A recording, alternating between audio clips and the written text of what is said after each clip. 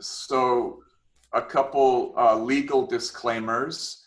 The way I've created this presentation is I'm not going to do much ad lib or freestyle talking. I'm going to just read the script that I wrote. And the reason I did it like this is because I'm trying to create a document and a recording that has some carefully worded statements in it. So some of the statements are unnecessary for you guys to hear because you already know them. They're so fundamental to what we understand amongst ourselves.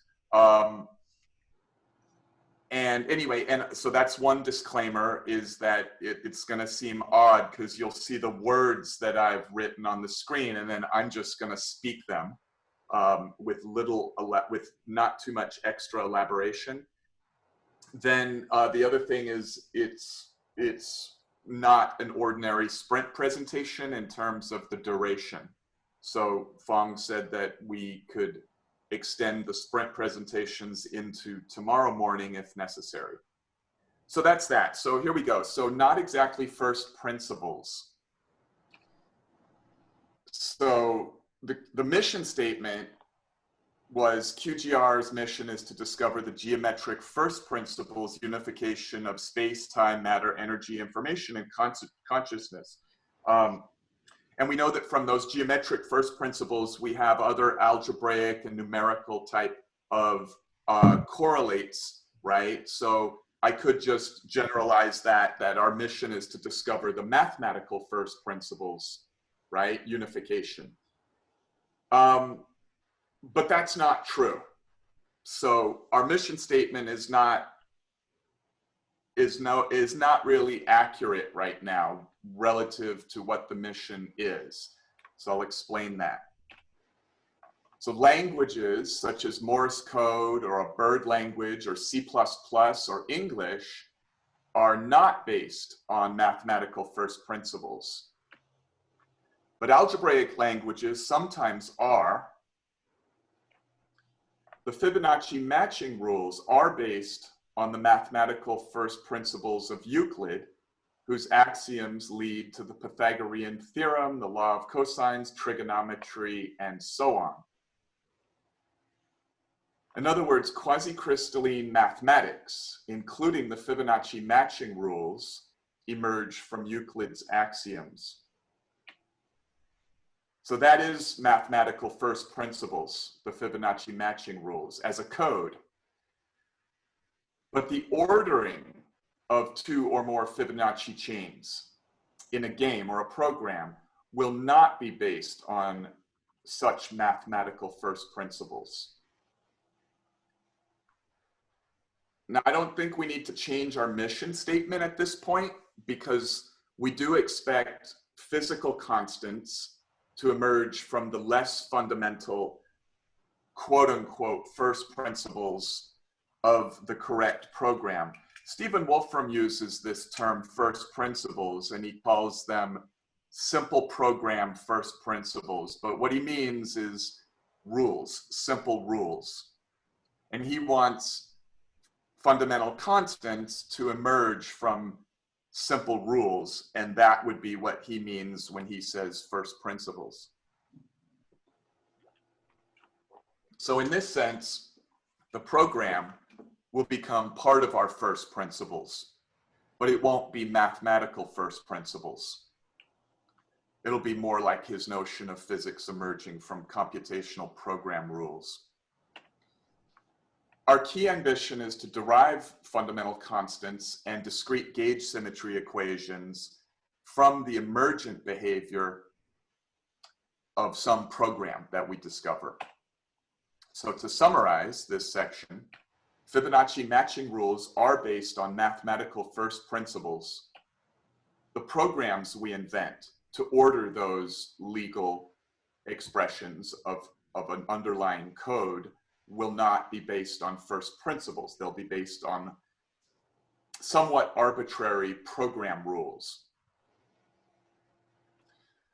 The principle of efficient language So how one freely and creatively uses a code to legally order objects is not implied by the code itself. I cannot say the dog ran cat because the code syntax rules of English prohibit me from saying that. The rules do not imply what legal expression of word orderings we can choose after the initial string of word symbols, the dog ran. So from that point, I have things that I cannot say according to the rules, but I have a large number of choices of what I can say, and those choices are not implied by the rules.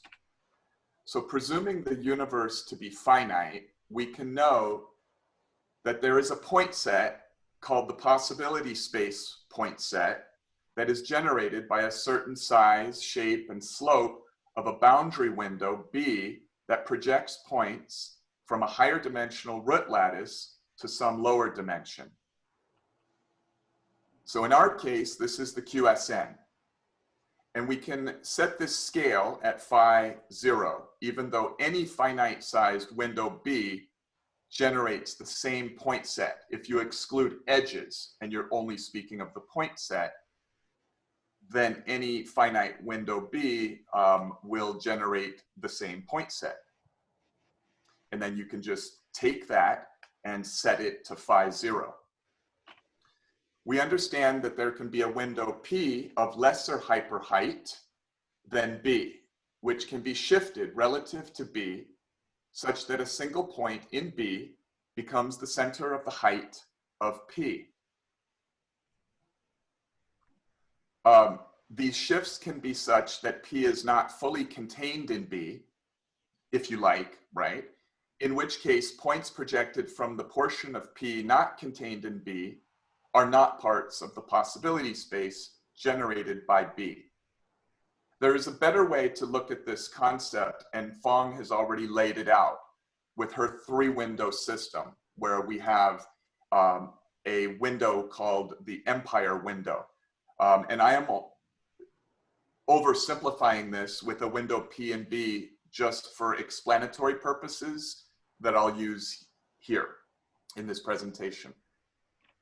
So any ratio of heights of P and B should be members of the power series of the golden ratio.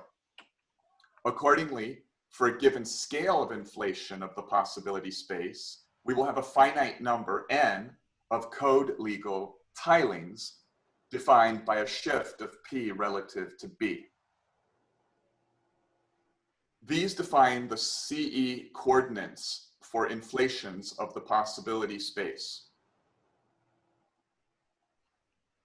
So many digital physicists believe that reality can be encoded as and be equal to an ordered set of zeros and ones. I believe reality can be encoded as a statistically weighted superposition of ordered sets of inflations.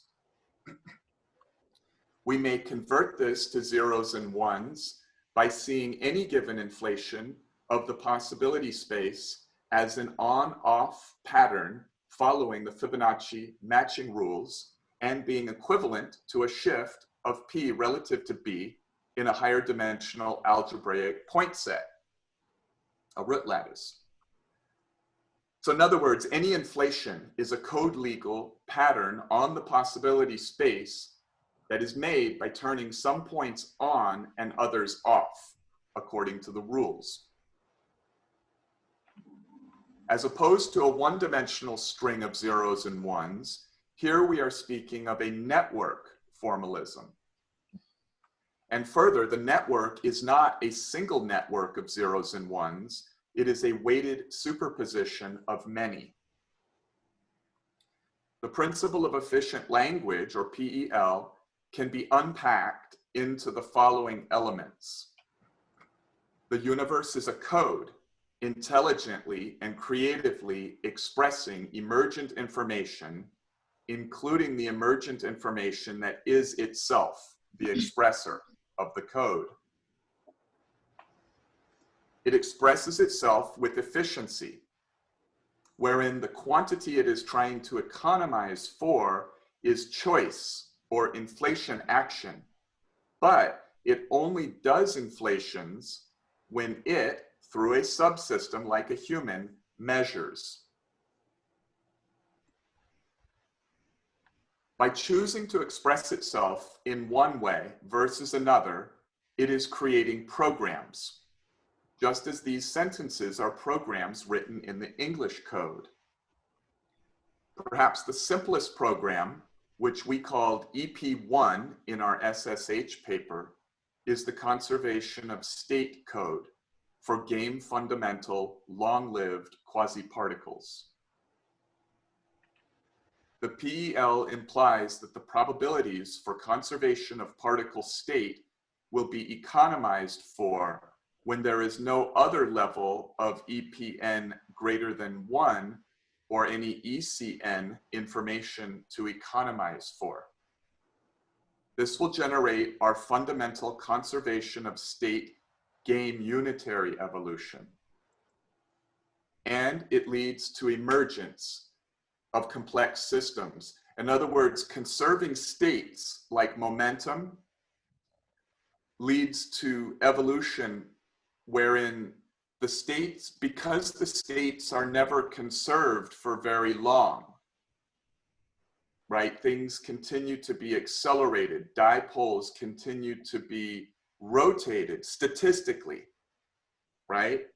And in other words, at some point in the unitary evolution of a two-particle system, you will have a situation in that unitary evolution where there is a higher probability for one of the particles to rotate its dipole, right? Or to accelerate relative to continuing further on some constant state of momentum or some other state. So Klee, one of the reasons, and it is these statistical. I would like I can't hear. Can you hear me? Yes. Does anyone understand what's EP and what's EC here? I have a slide where I'm explaining that because of your suggestion on the edits yesterday. Okay, I thought you're gonna explain that first. All right. Has everybody read the SSH paper? Dugan, did you read it? I think Klee, everybody read it. The thing is because I know, Fong. You told me yesterday. I know that because the EP and EC are so shortened, people might. That's why I made another slide after you suggested that to explain it. But I was also asking. It'll be good to introduce it before you start talking about it because people can get lost. Okay, so I want to make sure. Okay, thanks, Fong. Okay, so everybody, please interrupt me if I say anything that you don't understand. So what I've said right now, which is before understanding what EP and EC is I've said that in these programs, there will be this quality where the game is trying to conserve momentum. Momentum itself is an example of EP1. So EP1 stands for emergent physical information. And so in these systems of emergent physical information, we can have things that are simpler than other things. For example, we can have the emergent physical information of a quasi-particle moving in a certain direction for 100 frames and at a certain ratio of pitch to radius for that 100 frames. But we can also have, and we could call that something like EP1, very simple emergent information. It's emergent because the underlying information is simply a network of Fibonacci chains or a weighted superposition of those Fibonacci chains with different probabilities for different orderings. So that would not be emergent. That structure at the bottom is sort of pure mathematics at the irreducible level. And then as we get to ordered sets, we can see emergent patterns such as quasi-particles. And so the first level of emergent stuff in our paper we called emergent physical information at level 1 or rank 1. And so that would be a particle, a quasi-particle, let's say, and its state. Okay. Then EP2 could be something like a hydrogen atom, for example. We don't know what our hadrons are in this model, right? We don't even have a wild suggestion or speculation. But the point is that for this language of our program, I mean, for these words, right? These definitions that we use, EP2, EP3, EP4, you can go up to DNA, and you could say that that's something several levels up from EP1. And you could go to David as an organism, and you could say he's much, much higher at some high EPN. And then it breaks in from there to this very hard to understand realm of information that emerges, which is like irony, like the concept of irony, okay, or humor. It's hard to qualify that type of information that emerges as mathematical or physical. Okay, so we call that emergent consciousness. We call that C for consciousness.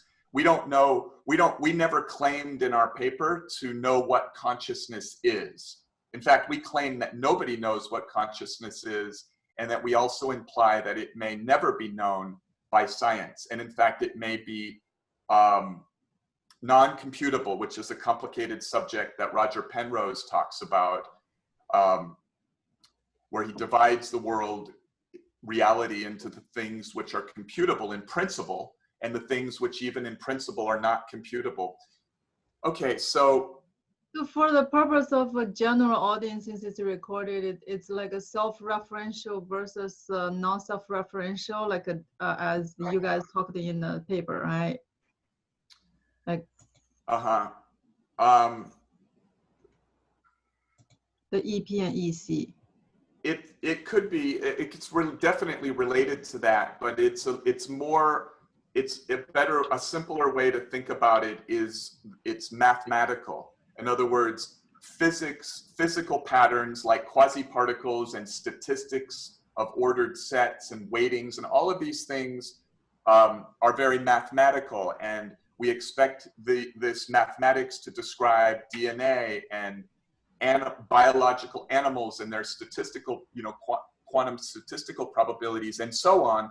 But then when you get into the regime of things which are so abstract, like love or irony, that we see that as a fundamentally different category, and we call that EC. And the similarity between the EP and the EC regimes is that they are hierarchical and interactive amongst all hierarchy, strata in the hierarchy.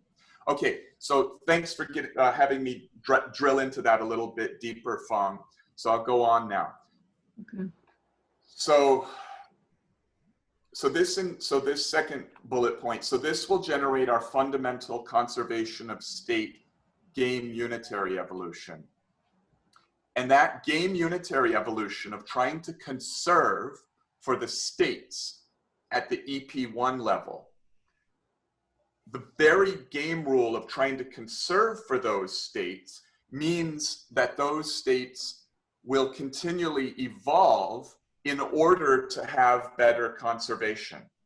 In other words, if I'm a particle and Marcelo is a particle evolving in a game, if he just would please rotate his dipole relative to mine, or fall into a resonance in his empire wave structure relative to mine, then we may both be able to economize or maintain our constant states after that adjustment for a longer duration before we're adjusted again or accelerated again.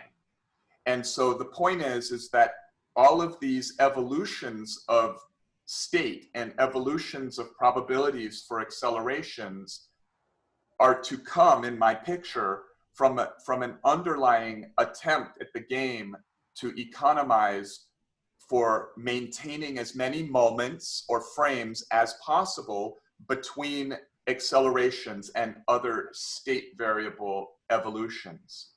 And it is that constant adjusting in the unitary evolution that leads to self-organization. And it is the self-organization that leads to the emergence of higher magnitudes of EP1, of EP, and eventually EC. So in other words, in the game unitary, in the unitary evolution for the universe itself, the physical universe, you can think of the whole physical universe as having a universal wave function. And given some initial conditions near the Big Bang, if you were to allow this unitary evolution of the universal wave function to play out, it will have a probability within that unitary evolution for the 8 of us here on this Zoom call to have emerged about 14 billion years into the evolution and to be having a conversation like this, you know? So in other words, the unitary evolution itself encodes the probabilities for complex systems evolution. So note that EC is emergent non-physical information, such as the concept of irony or the philosophical belief that a measurement means this or that. And EP means emergent physical information, which is specific mathematics.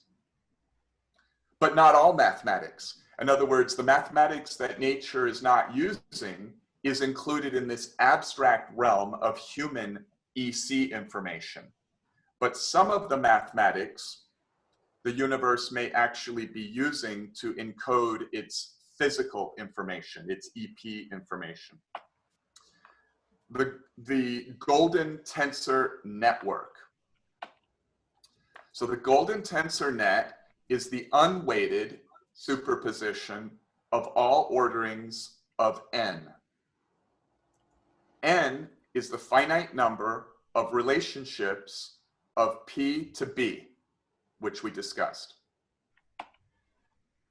So the GTN is n factorial with an equal weight for any ordering, which each ordering is a subset of n factorial. So this is the simplest case where we speak of each center emperor position being represented one time per ordered set. Now you could make things more complicated and go to a less simple case by allowing more than one instance of a given center emperor coordinate to be included in a certain ordering of n. You may allow them to repeat. But to get the concept across, I'll present the simplest case where we allow only one element from the set n to be represented in each ordered set.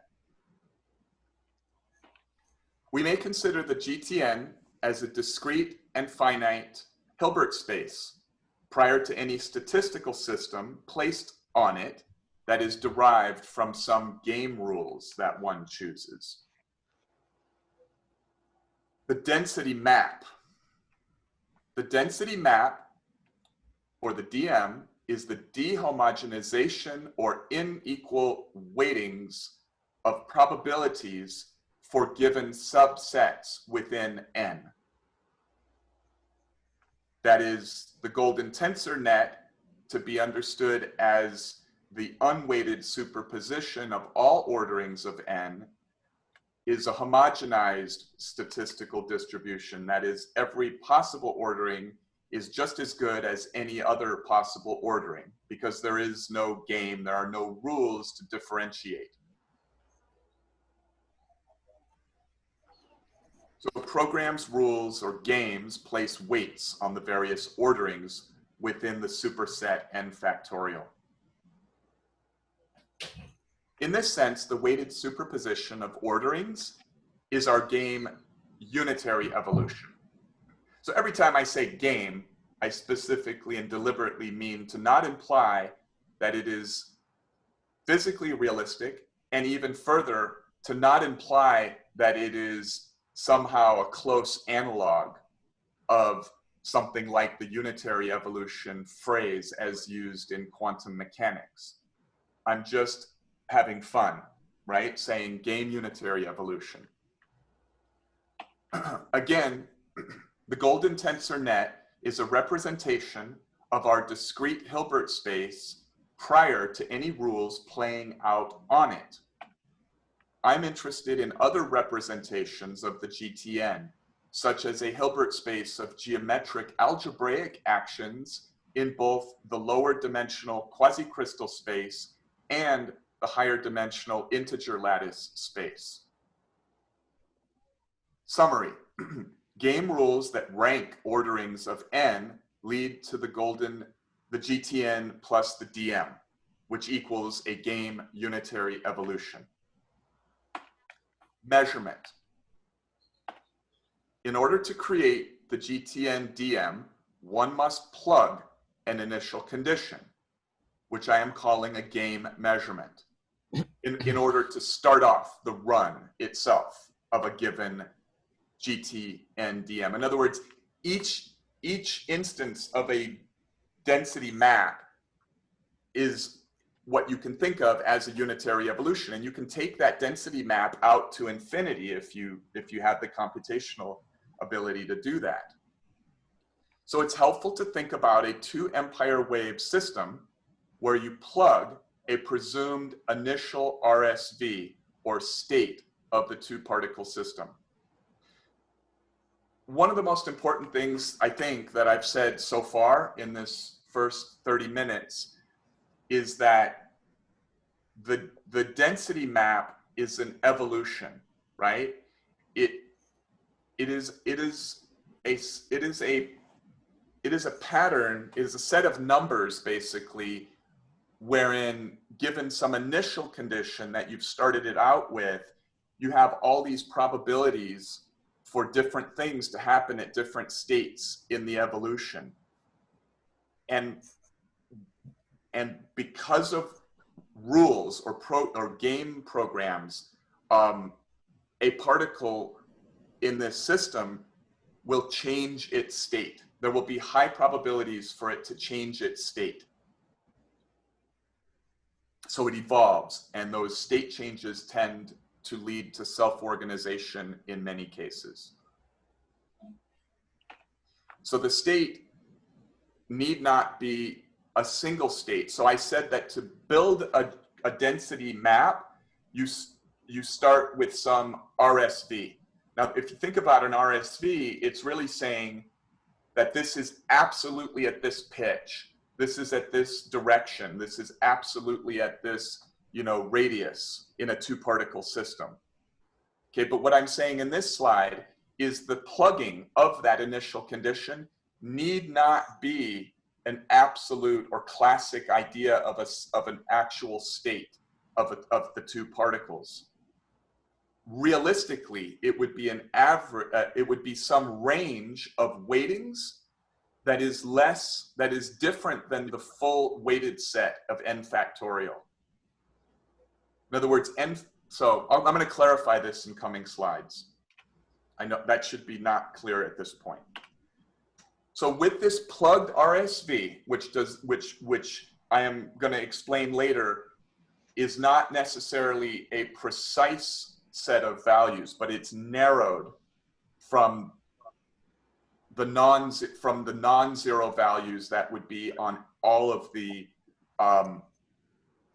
possible orderings within the proper density map. So anyway, so that plugged RSV, which is a range, a narrowing of probabilities, you could say, where you place some at 0 probabilities, then you would be able to calculate the GTN DM, or game unitary evolution, out to infinity.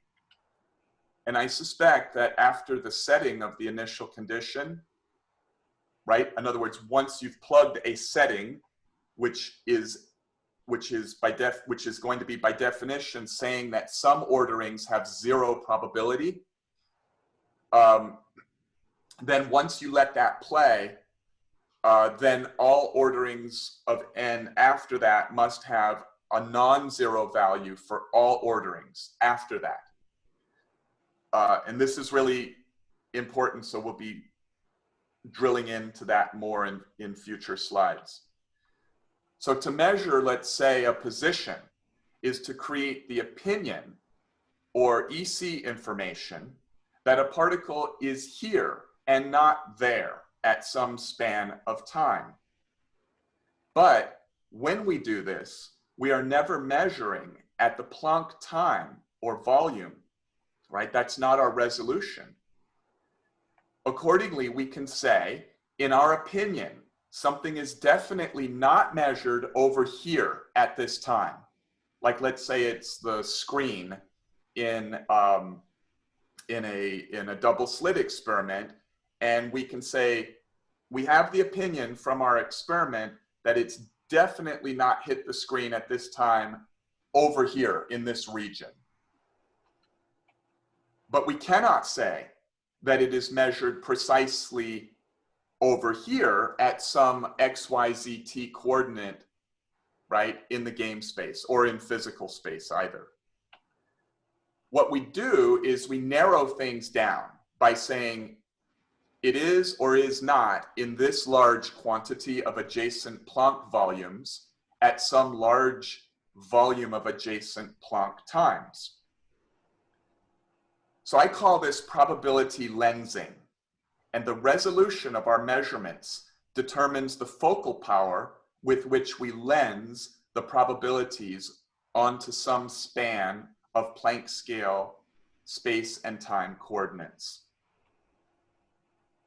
The measurements increase the probabilities on some coordinates and render other coordinates to have 0 probability in order to make an ontological opinion that a particle is not there in some coordinate.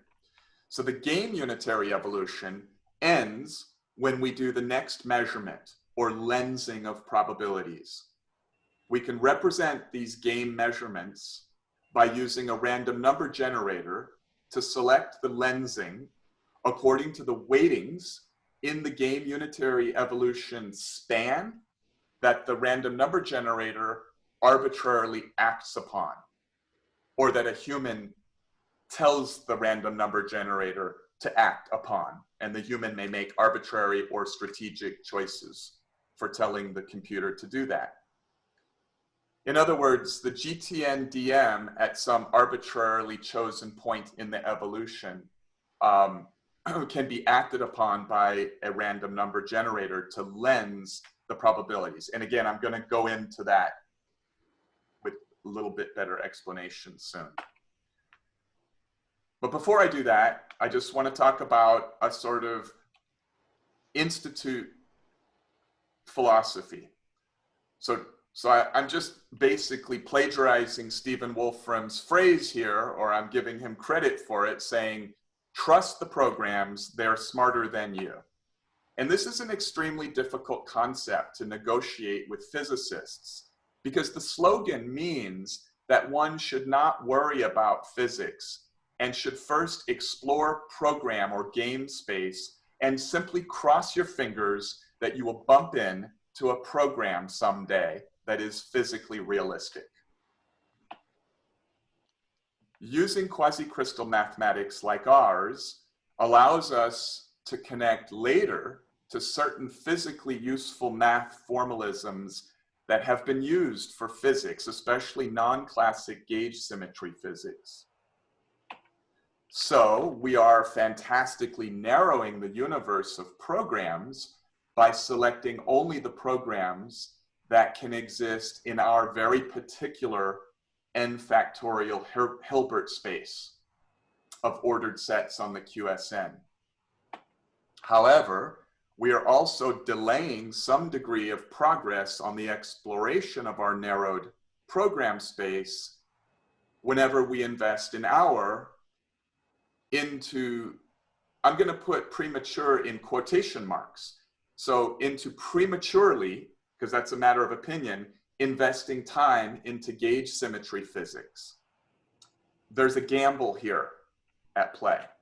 Either that diversion of resources into hours of discussions on gauge symmetry physics should be done, and therefore it's not premature, and will lead to a helpful narrowing of the space of programs that we have to explore, or it will not, right? One cannot say that for sure it will lead to a narrowing that's helpful or will not. Now, if it does not lead to a narrowing, then we would have slowed our progress of exploring the game space to find realistic programs.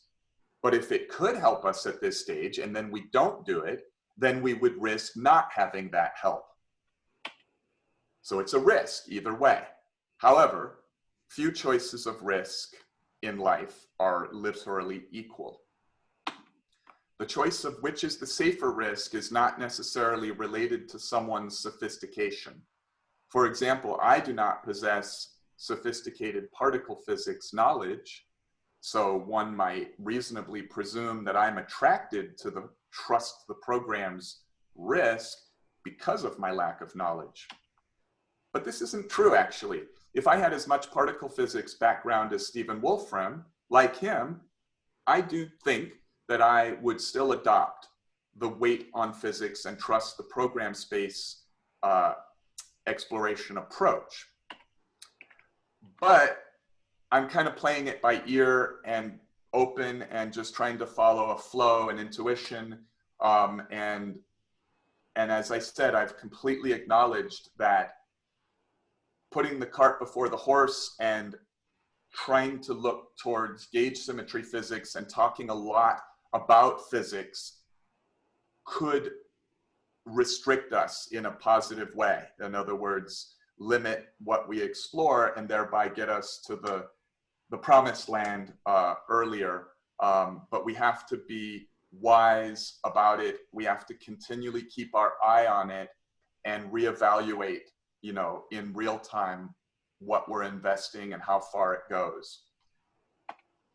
I just wanted to briefly point out there is another potential advantage. Even if it doesn't limit the games, it can help further define what the end game should look like.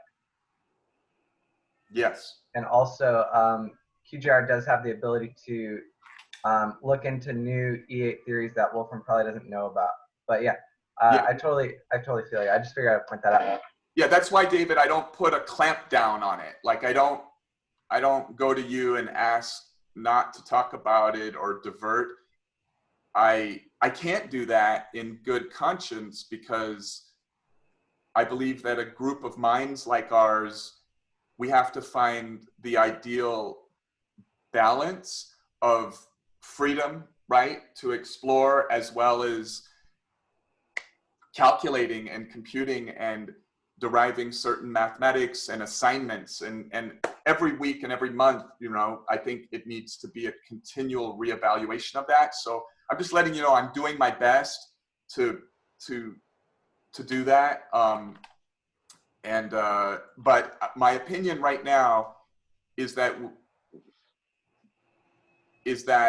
a mind like yours is a valuable commodity, and so it just feels like for a few months, I just want to submerge you into getting your hands dirty with us in the non-physical, pure mathematics of what we're trying to do and the simulation, because we really have a big challenge here where we're not a group of people like what Stephen has access to. Like even in his own company, he's got 1,000 employees, with most of them being very technical. And then he's got all these followers, like these two guys who did that paper with him. They're from the world of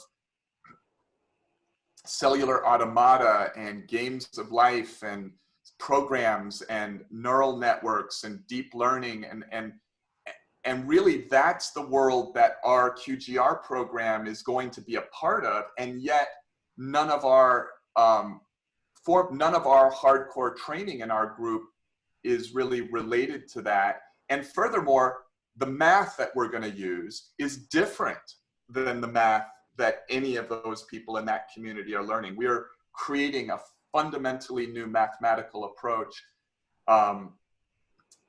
So my current feeling is that we just have to kind of minimize for a temporary period of time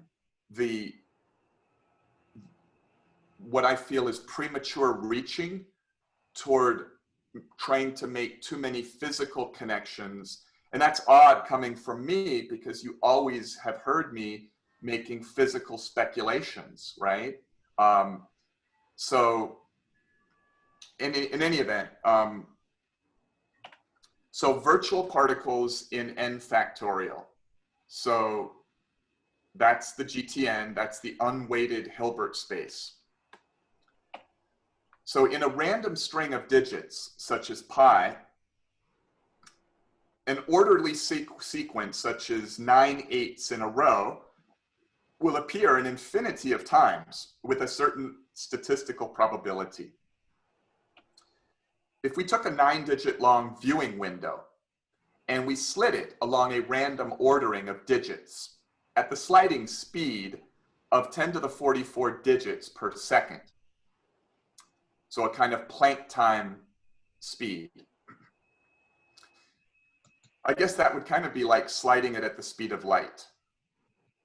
Well then, if we did that, then the sequence of these 9 8s, this accidental digital quasi-particle, right? That would appear over 10 to the 37 times per second as a digital quasi-particle, as would the pattern of 9 7s and 9 zeros. So consider an extremely small section of the Penrose tiling as a possibility space at phi to the power 0. And just see it as points. Don't put connections on it. In fact, let's make it really small. Let's make it so small that it is the projection of only one 5-cube cell from the Z5 lattice to the plane, where we now on the plane have 31 points. That's our possibility space at phi 0. And there are 12 different inflations that we can make upon this 31-point array or possibility space on the plane if we are to follow the rules. So there would be 479 million animations or ordered sets of the 12 that we could produce by using one instance of each of the 12 inflations per ordered set. Linear increases to the size of the possibility space drive exponential increases in the quantity of possible inflations. And then placing a factorial, taking that exponentially large quantity of possible inflations and looking at the quantity of ordered sets, the n factorial value, obviously is an astoundingly large number in any game space that we do, even a small game space. If we imagined the density of frames to be 10 to the 44 per quote-unquote second, and the tile size to be Planck scale, then we could imagine taking a cubic millimeter of the game physical emergent space, and we could consider the statistics of accidentally ordered spatiotemporal patterns that would emerge. So consider some local section of a possibility space with 1,000 different inflation states that are possible and 1,000 factorial animations or ordered sets that are possible. And begin randomly scanning through all possible ordered sets at a rapid rate. there will be some probability for an L pattern. And by that, I just mean literally a geometric pattern that looks like an L to show up. And there would be a very large zoo of other orderly patterns. And some will have higher probabilities than others.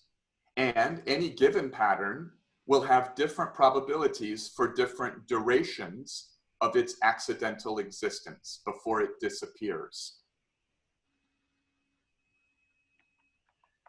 A given pattern can propagate and or rotate or remain fixed like it's hovering. Just as a sufficiently large string of random numbers contains a sequential ordering of the birthdays of all QGR members, a sufficiently large set of ordered sets of inflations will contain durations of various clocks and other spatiotemporal patterns, such as the ones that we arbitrarily invent as we explore our program space. So virtual particles in the Golden Tensor Network density matrix, map, which is the statistical space of a program. So a certain ordering with a large n within a large n factorial can express random walk evolution probabilities for 2 empire wave-based particles and another ordering for 3, and so on. The empire wave itself is encoded with all the state information of the particle, its helicity, pitch, radius, direction, and so on.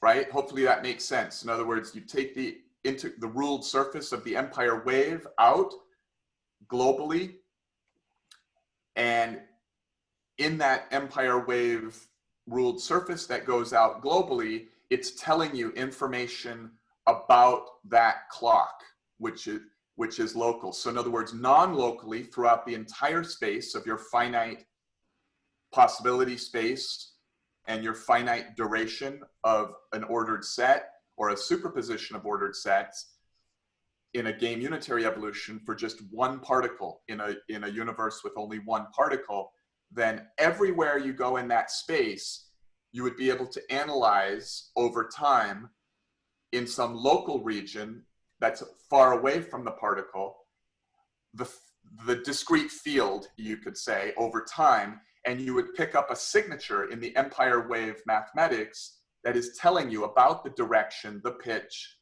the radius, and other values of the particular program or empire wave that you've designed. I have a question. So doesn't this empire wave of a particle also depend on what else happens in the universe, the other particles? I have constructed in that sentence a universe with just one particle. Okay. In order to make the point that you could go to another place in the game system over some span of time, and you'd pick up a signature of the ruled surface evolving over time that encodes the certain information about the intrinsic state variables of that particular game quasi-particle, which is local to some other span of space and time locally as it propagates over 1,000 steps over here. The ruled surface way out here would be telling you information about what is going on over here. Certain information, but not all the information. Yes. I don't know. I don't know what information it would encode and which it wouldn't, and what the limits are. And in order to get all the information, you'd almost certainly need all of the empire, not just one little portion of the empire. Yeah. Yeah, I don't know. Something to think about. I just can't say yes right off the bat to that. You know, the way you phrased it, I just think that this particle over 1,000 frames over here, it may create different information than in the next 1,000 frames. But as far as the 1,000 frames here, when it's doing that process over here locally, then I may be able to go to another distant location and get most or all of the information. I can deduce what was going on over here locally, maybe, but then maybe there's things that are missing, right, in that analysis, like you're saying. But I'm open to that. It's too much to think about to say I 100% agree. Okay, so let's imagine a relatively small game space of, let's say, the unit length of a tetrahedron, 10,000 unit length cubic volume. So it's pretty small, but it's big enough to picture a little empire wave cylinder-based kind of quasi-particle and have enough space around it to where it has room to zoom. And let's imagine that in this 10,000 unit length cubic volume that we have 1,000 different quasi-particles that are evolving together. And so there's a game unitary evolution for their 1,000 body wave function. And let's presume in this thought experiment that all 1,000 of these quasi-particles, these empire waves, have different states, different directions, different pitches, and so on. Now let's go and consider analyzing again a small volume over time in some interstitial 3+1 volume, but somewhere between these 1,000 particles in this 10,000, cubic unit space. So that little volume, in other words, there's a little volume we're taking and we're trying to look at the pattern in it, just like we looked at the pattern with what Richard and I were talking about, right? Where we've got a particle over here and there's only one in this whole little game universe. And we can go to some space or volume over time somewhere else, and we can get some of the information or a lot of the information about what the one particle was doing. And in the same sense, now with 1,000 particles, we can also go to some interstitial volume over time, and we can get, in principle, some information about what all of the particles are doing over some span of frames. But it's superimposed now. So we have these 1,000 particles all with different directions and other values that are different. And we're now imagining this same volume that we're looking at that's in the game vacuum space, let's call it. And now we have a superposition of 1,000 different states for 1,000 different particles, all now superimposed in some now beginning to look noisy, right? In the first case, when we only had one particle, it didn't look so noisy in my mind as I imagined looking at some volume in the empire wave out here. But now that I have 1,000 of them, I look at some volume and I'm starting to envision it as being noisier looking to me. I don't have to admit that it's noisy. I just say it looks noisy to me. So now let's extend this example to a game universe with 10 to the 80 long-lived game quasi-particles. These are the particles that the game has arbitrarily been designed to economize for and to conserve its states for as many moments as possible between evolutions or accelerations or changes to states. So now conceptualize in your mind some interstitial volume again over some time within this idea of game vacuum space. It's noisier. It's noisier looking now than the case when I had 1,000.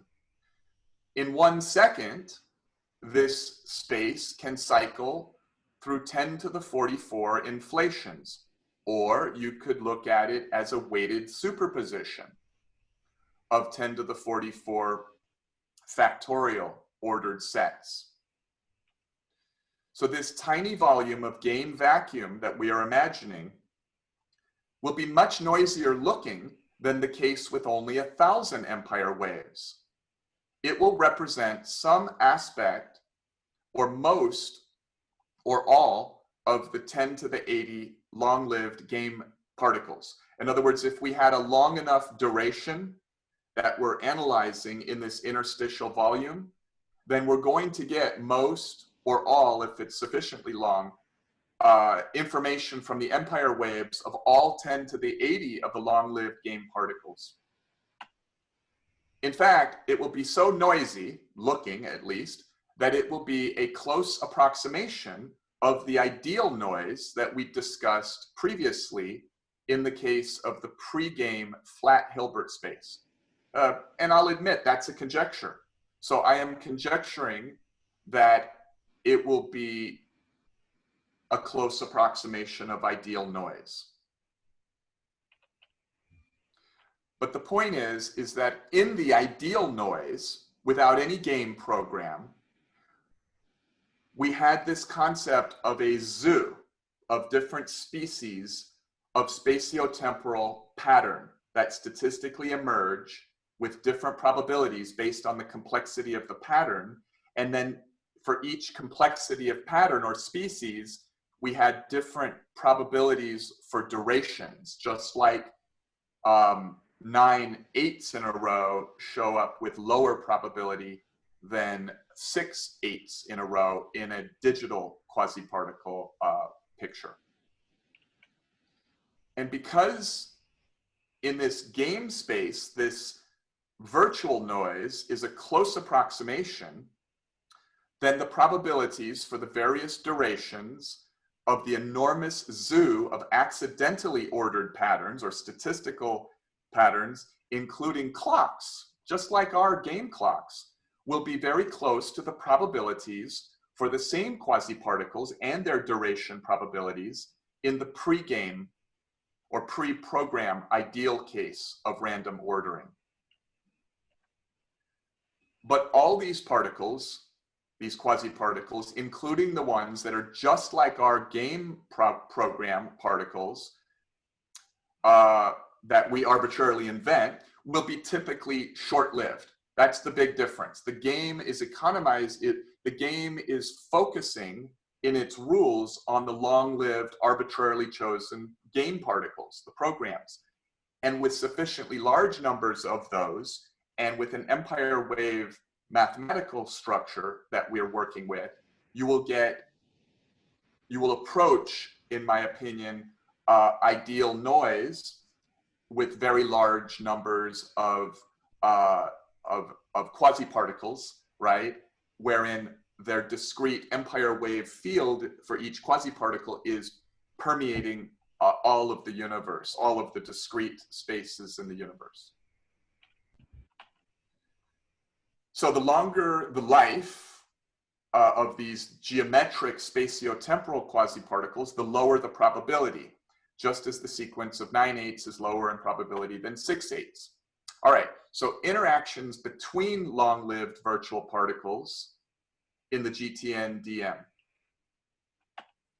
So I believe that the ruled surfaces over time for the types of programs in So I don't know. I know we're probably still exploring. You probably don't have exactly the answer yet. So the virtual particle, and then the real particle, they just the difference between them is it just a like a quantitative difference. Like the real particle is just longer, or there is like a qualitative difference, like the real particle, because there is a specific because the virtual particle seems to be coming all from random, but the real particle, is it from the random, it's just a lower probability, or it's actually following specific rules, and that rules is associated with that particle, right? That's what we're saying, right? The real particle is not just like random. Yes, I understand. Okay. No. So it's a great question, and it's super important even if most everybody understands it, it's really important for me to elaborate, so thank you. When you make a game and you arbitrarily select some rules, like your rule, Fong, that is potentially a much better rule than my rule. When you make these programs, you're really making programs that are geometric spatiotemporal patterns or quasi-particles. So you're doing that by design, and then you're expecting the game, and the whole concept that I'm trying to conceptualize here is this concept that the game will evolve these quasi-particles to adjust themselves in their probabilities, in their random walk probabilities over time, in order to economize, to maintain their states for as many moments as possible before they have to adjust their states. And so that is not something that just emerges by accident. That's designed by the game programmers. Yeah. But in the interstitial spaces with sufficiently large, then we get what looks like, in my conjecture, to be an approach toward the same ideal noise that we get in the pure random conceptualization of our random selections from n factorial. And yes, and so now I'm going to talk about how the game quasi-particles, which are arbitrarily chosen, then drive arbitrary selection of the accidental zoo of species, where the game particles see or have affinity for or interact with only a small subset of the accidental virtual particles, and they don't even see or have meaningful interaction with the rest of the zoo. So I'll try to develop that in these slides. Okay, thank you. So as you know, I see the one-dimensional axis of the type of particles that we've been playing with. I see this 1D axis as being S0, just a line. And then I see the cylinder as relating to S1. And then I see the 5 colors of the C5C cycles as being related to S2. And I believe the ruled surface over time creates a complicated and rather beautiful wave-like pattern wherein the values of the wave come in discrete modes relative to the powers of phi that you can adjust for each of these 3 different Sn values, you know, the pitch and the radius and so on.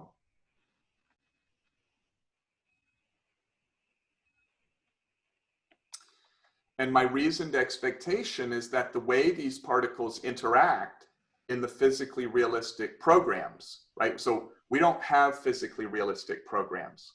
If there are physically realistic programs in the QSN and they relate to these types of particles in some way, then I'm saying that I would expect that the way that our arbitrarily chosen long-lived particles interact in a physically realistic animation that we might discover are based on the principle of interference.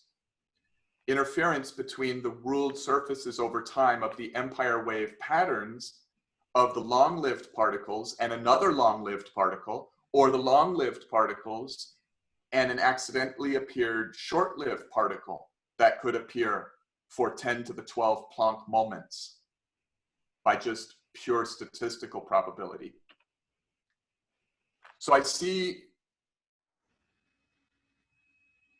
I don't know, I probably didn't need to suggest Moiré patterns, but the metaphor, at least, of Moiré patterns is kind of like the metaphor of quantum field theory and seeing particles as coherent excitations, and where interference is a principle or is a simple mathematical concept. So I have this SO, S1, S2 integration in this empire wave that we haven't integrated. We haven't really built that many clocks. I don't know if that even makes sense, but I do see that if it could be integrated mathematically, this SO to S2 integration creates an empire wave that is exceedingly rich mathematically and is not at all like a Moiré pattern, which is so simple and it's in 2 dimensions, that these empire waves are rich and complicated and probably require, you know, complex or quaternionic numbers in order to really most compactly, you know, represent them. So for the pre-game Hilbert space, the unweighted probabilities for different orderings, that we discussed a very large zoo of species of accidental quasiparticles, such as the shape of a propagating L pattern. And we discussed how placing a game with sufficiently large numbers of long-lived state-conserved particles, placing a game upon the math of the Golden Tensor network, right? By choosing some long-lived pattern to try to evolve or economize for, to make your game or program about, that would create a game vacuum space, right? Just by way of review, that approximates the pre-game Hilbert space in my conjecture, and as well approximates the statistical probabilities of those accidental patterns that appear in our game vacuum noise. All right, so with that conjecture, we have, you know, with that conjecture being presumed to be true, if we hypothetically presumed it to be true, then we have an interesting situation where the game space has a set of short-lived quasiparticles that are just like our arbitrarily chosen game particles, and it also has the full zoo of all of these other weird quasiparticles in the game vacuum space that are not like our chosen ones. So my conjecture is that the arbitrary choice to create and economize for certain game quasiparticles will cause those to interact significantly by interference with game particles that are like them, and to generally not see or interact with the vast majority of the other quasiparticle patterns in the zoo. But why? And I already said why, interference. If you're an empire wave of a certain design, you can have interference with empire waves of the same basic design, or so the conjecture goes. You will have an affinity for them, and you will not interact in the same way with other arbitrary patterns in the nearly ideal noise of the vacuum space, the game vacuum. Of course, most of the accidental short-lived durations of order, which are quasiparticles, will not be empire wave-like patterns at all. Okay, so Fang's idea and Klee's idea. My idea is to make clocks similar to how I've related the three the three S spheres, right? But I don't know what the radius or pitch spacings should be. We can have spaces on clocks that are relegated to 2 letters, but we could also invent clocks that have 3 letters at a given scale, and so on. So I was planning on later looking for insights from patterns in the math in the 4-dimensional helices coming from the 8 ways that 600 cells can relate at a given scale in the Elser-Sloan quasicrystal. So I was going to plug a clock later after being inspired or restricted by logical patterns in the Elser-Sloan quasicrystal phazon space of helical 4+1 clocks. In this sense, I am looking at a game that will try to conserve the states of a particle for as long as possible in an evolving n-body system of empire waves. So my states include direction and pitch, and I expect us to discover a notion of game state of momentum and spin and other physical-esque notions later.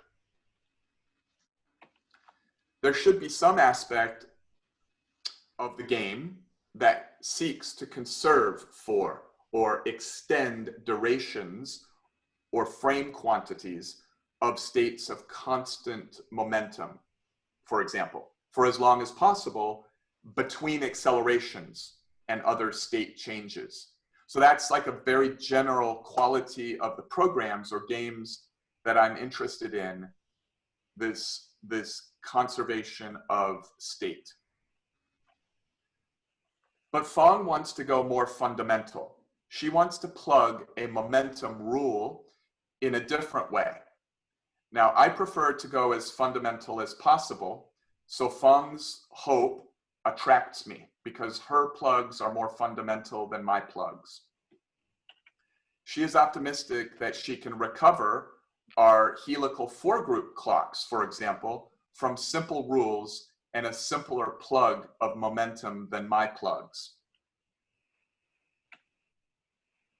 So we should stay tuned to the Fong channel to see what she comes up with, because that would be much preferable to my reductionist preferences. Computational challenges. So I realize that the trust the programs approach seems like finding a physically realistic needle in a vast haystack of programs. And Stephen Wolfram is rejected by physicists for this very reasonable problem. In fact, he's been rejected by people from his own particle physics community ever since he started his philosophy of trust the programs a few decades ago. He gets a lot of attention from complex systems theorists, computational biological model theorists, and many other areas of physics, but he's never gotten any interest from more than a couple people in fundamental physics, especially gauge symmetry particle physics. And that's for this reason right here. But I believe we are in a transtemporal strange loop. We have an X factor that Wolfram's broader approach does not provide. In other words, understanding these principles from the SSH paper, you can understand that my philosophy is that everything that happens in a self-organizing universe is influenced by what happens in the future and the past in non-local ways. So past non-local influence and future non-local influence. And if this simple concept were true, then one might extend it to the influence of very complex regimes of information, such as those in the EC regime. And what we're dealing with here at QGR is obviously not EP. We're dealing with EC. In other words, our very philosophy of interest in mathematics, physical modeling, questioning how the universe works, and all of these highfalutin thoughts are in the realm of high level emergent EC. And so perhaps a future physics will turn out to validate this conjecture that one can get gut feels, intuitions, and insights on the correct approach through this needle in a haystack that Stephen's approach does not account for. His approach is brute force, just bulldoze through the infinite space of programs and begin by trial and error eliminating the programs that do not look even remotely close to being physically realistic, and where you can never know whether it's physically realistic by looking at the program. You have to look at sufficiently large iterations of the evolution of a program, right? So that's one X factor that I believe in, that that improves our probabilities from mere brute force.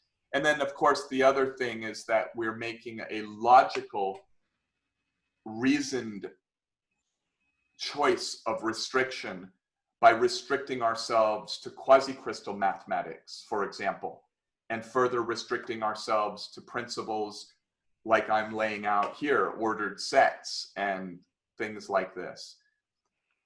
So our group will need help from some computational experts in certain specialized tensor net algorithms, or something else mathematically and computationally that we are not aware of yet. Our program is very ambitious in terms of our computational needs. We haven't remotely scratched the surface of what our computational needs are, and we've barely scratched the surface of understanding the ideal mathematical formalisms and and programming formalisms to that we're going to need, right? We're very early. And so we have a skill challenge in our mix that will become more pronounced as we move forward, because we're all physicists, and the mathematicians that we have are not specifically from the subspace of mathematical games and cellular automata. Ray has some background in it, but I would say that there are people that are much more steeped in this than Ray. And certainly there are people much more steeped in having written PhD theses in deep neural net learnings and other types of things. But we don't need them right now, because we are hoping to forge new tensor net formalisms based on our unique understanding as a group of quasicrystal mathematics and our unique set of axioms and ambitions here. So that's why my plan is not to yet now try to reach out to people like Stephen Wolfram and other experts in computation and deep neural nets and other possible approaches, because we're forging some new mathematics and we need to do a little more work. And we're basically even still getting clear with one another on what our clock program and the unitary evolution and game measurement. I'm going with my common sense and intuition to direct us into some specific mathematical directions that I believe are going to be necessary before we turn to computational experts. I want the optimal way to use matrix mathematics, wherein matrices influence one another in a network of matrices. And I want Clifford algebraic representations in both the higher and lower dimensional versions of our unitary evolutions. I've come a long way in my multi-year inquiry into a perceived problem or a perceived worry that I called the A/B equals P dilemma.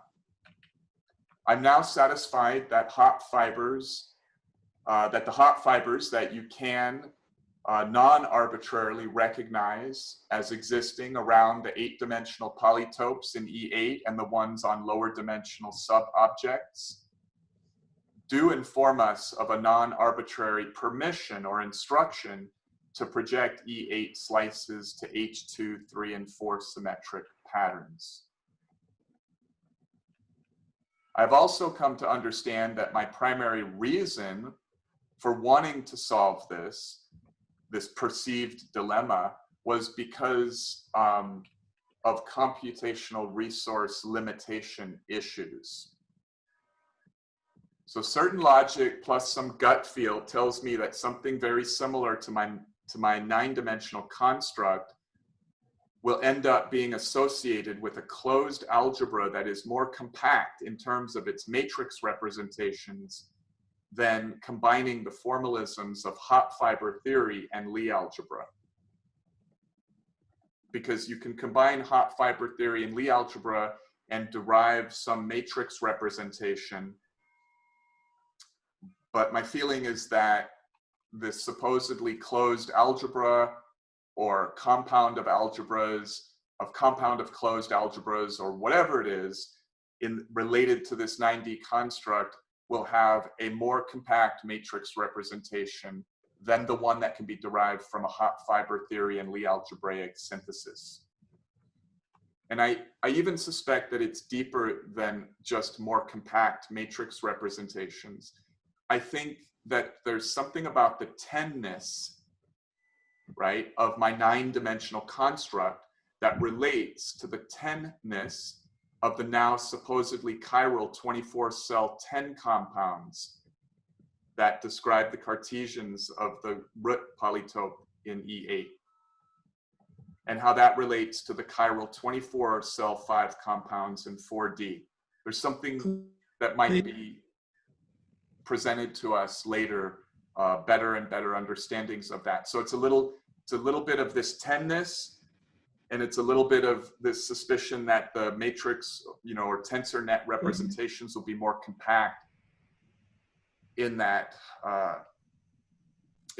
in something related or similar to this 9D construct I have in mind. Please. Are you trying to ask a question, Richard? Yeah. Yeah, Richard. Can you go back to the previous slide?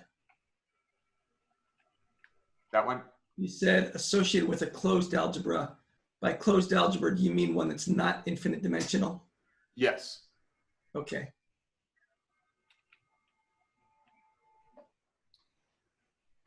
Okay, I think this is the last section.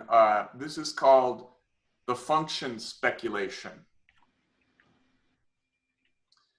All right, the PEL implies that the universe uses the simplest code for creating itself that it can use. Well, that it can use. It has to start with conservation of states, such as momentum.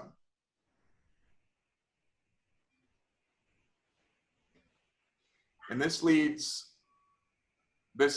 hopefully leads, if the universe does work on the PEL principle, and it does try to conserve states as it does in the canonical quantum views, then that leads to the QED extension of quantum mechanics, and then beyond to some quantum gravity model wherein the conservation principle exists in an upgraded form.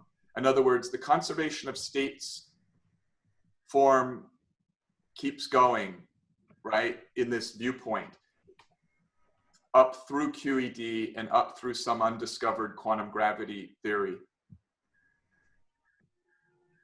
So presumably the particle code program the universe uses is the best the universe could do at this point in terms of deciding on a code that is the most efficient from the ones, that is, from the codes that the universe was able to know about.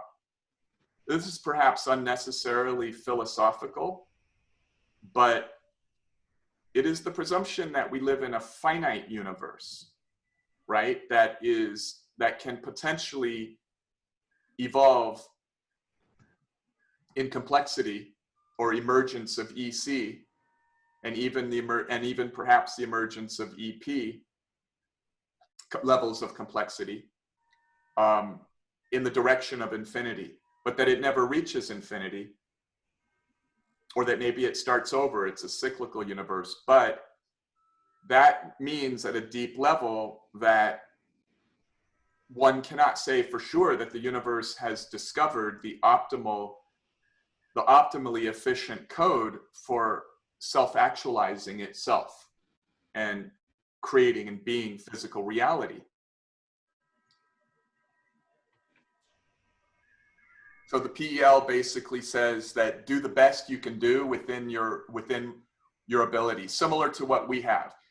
We have to try to do the best that we can do to conserve floating point operations as we move in future years into heavy computational emphasis and simulation emphasis. We're going to have to do the best that we can do within the formalisms we can learn about for economic computation. That is either going to be new ones that we invent, or within the universe of formalisms or computational approaches that mankind has discovered so far, right? So the PEL, if you apply it towards that or to us, means that we have to use the best we can use, not the best that's possible, because we may not know the best that's possible. All right, so again, that was probably unnecessarily philosophical. Once this very efficient code with its efficient math is chosen by the universe, the code rules themselves are also about efficiency for those patterns that are an aspect of that code. This is our axiom, the principle of efficient language. So the PEL implies that the universe would appreciate a formalism wherein it does not have to spend choice resources to compute or think things that it doesn't have to think or compute. In a virtual reality video game, there's no need to render a bird flying over a mountain range if no player is looking in that direction. But as soon as a player does look, the game must spend resources to render the bird flying on some portion of its trajectory that maps to the time that the player is viewing that space in the game. So it needs some economical way, a virtual reality video game, right? Needs some economical way to be able to dial in to that point in the trajectory when a player is going to freely choose to look that way. So it appears that that quantum mechanics itself was built in the spirit of the PEL. It implies, in my personal opinion, that space-time is pixelated, which is economical. In a video game, the point is to create the meaning of a game situation, not to render unnecessary levels of resolution. Quantum mechanics uses discrete energy modes and so on. For some interpreters, such as Bohr, quantum mechanics implies that no reality at all is rendered unless an emergent observer chooses to emerge. That's the Copenhagen kind of most canonical interpretation. And even then, it will only render relative to the resolution of the measurement. So for me, emergence theory is about two primary classes of thing. A game unitary evolution called the GTNDM that should exist as a non-computed function. And then measurement events that act as separators between these unitary evolutions. That is, between functions, there are separators called measurements, wherein some notion of computation, thought, or choice occurs at these divider objects called measurements. So this viewpoint that I'm putting forth is a system of functions, right, that are not computed, and then computed measurements. And I'm going to go into detail on that. So again, I see the unitary evolutions themselves as non-computed, and so they are unknown, even to the universe. I see the measurements as known or computed. I put the word compute in quotation marks because for me, a computation in this scheme is itself a thought, and a thought is a choice.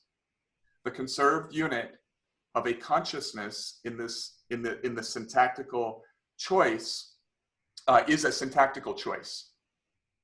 So a consciousness operating within a code-based ontology or a code-based paradigm, the conserved unit is the syntactical choice.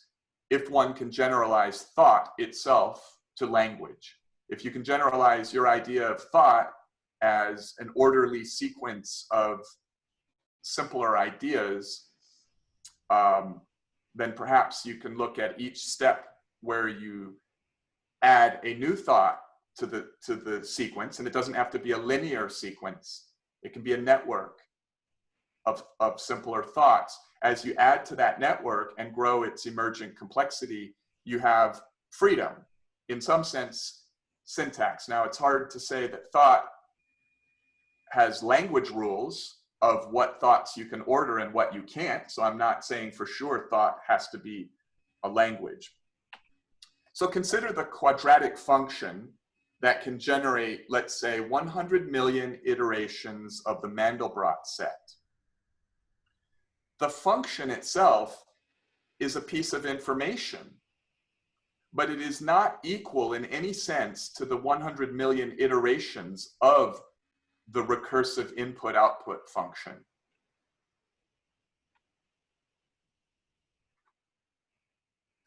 The GTNDM is harder to visualize. So I am going to use the older S-index concept as an explanatory device.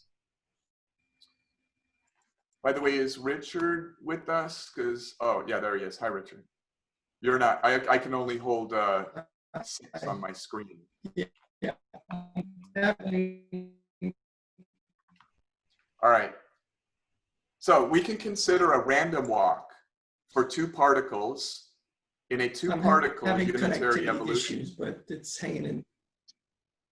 Okay. Somehow we cannot hear you very clearly, Right. Rick. When you talk, we can only hear like a, you know, like a cup of sound. Okay. I am having connectivity issues, but it's hanging in there. Oh, okay. All right. Anyway, so we can consider a random walk for a 2-particle unitary evolution to be a quantity of sequential columns on the S-index, with each box having a different probability weight. In other words, in this S-index, which I'm using the S-index because it's simpler to visually talk about than the golden density tensor network, the density map, which is a network concept. Whereas when I place it on this 2-dimensional concept of the S-index, I'm going to be able to hopefully make my point to you easier. So we have a 2-particle unitary evolution, and it's represented on this object I'm describing called an S-index. Each column in the S-index is a set of values that describe some time step in the ordered set of inflations. So going from left to right along these rows, this is your time. And then on this vertical axis with each column, the elements of each, or the values in each column, these are the different weighted probabilities for different evolutionary steps. So the idea here, again, is, remember we talked about the Penrose tiling with only 31 points in the possibility space, and we talked about the 12 factorial ordered sets, right? So that kind of S-index before a game, before rules, would be flat. It would have equal probabilities for all possible orderings. But then once we place game rules into the situation, we make some probabilities for animations or segments or durations of steps within a given animation. We dehomogenize, and we place different magnitudes of the probabilities on these different squares in this S index. So let's call this random walk that we're talking about for this two-particle evolution that has all these different ways that it can walk and evolve, the different states that this that this wave function for this two-particle system can encode. So in other words, there are different probabilities for each of these two particles to do various things that are encoded in this sequence of columns. And each column and row are quasi-periodic patterns of values. In fact, the whole S index itself, or the Golden Tensor Network density map, is in some sense a non-geometric, quote-unquote, quasicrystal, just as the distribution of prime digital integers is itself a non-geometric quasicrystal. Some orderly patterns of numbers have functions or equations that describe them, and maybe this one does too. So here, in a given span of boxes on some row going out to some distance on the S index, I have a set of values, and if those values have aperiodic order, then perhaps there is a function or an equation that describes that order.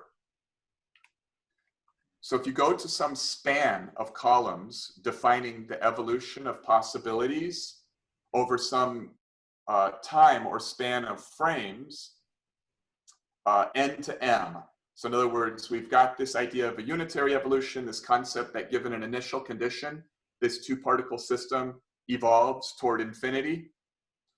And then we can say, all right, we're going to select some span of that evolution from some frame n to frame m. In other words, not a frame n to m, but a column n to a column m,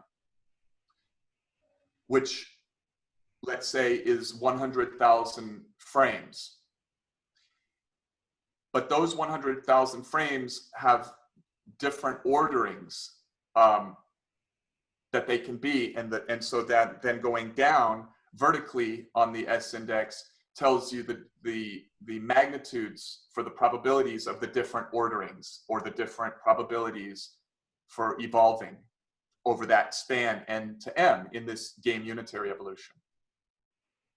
So then if you go to some different span of probabilities, let's say m to p, which occurs after the span m n to m. So that span m to p, its probabilities are defined in part by the span n to m. Because the way that these probabilities should be derived is through some thing that is at least analogous to a path integral formalism, but where you're integrating the future spans in this unitary evolution and the past spans, and you have to integrate future and past in this sense. So the point is, if you did integrate, then the span n to m is being influenced by the span m to p is being influenced, its statistics are being influenced by the previous span n to m, and it should work backwards as well.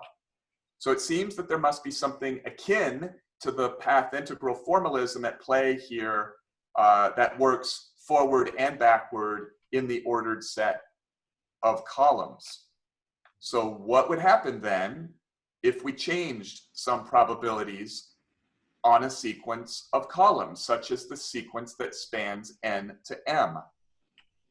Well, it should change the probabilities on other sequences of columns. That is, it should change the random walk probabilities at different points in the evolution. Let me re-explain how the probabilities are changed. There is a non-zero probability for all possible orderings of n factorial.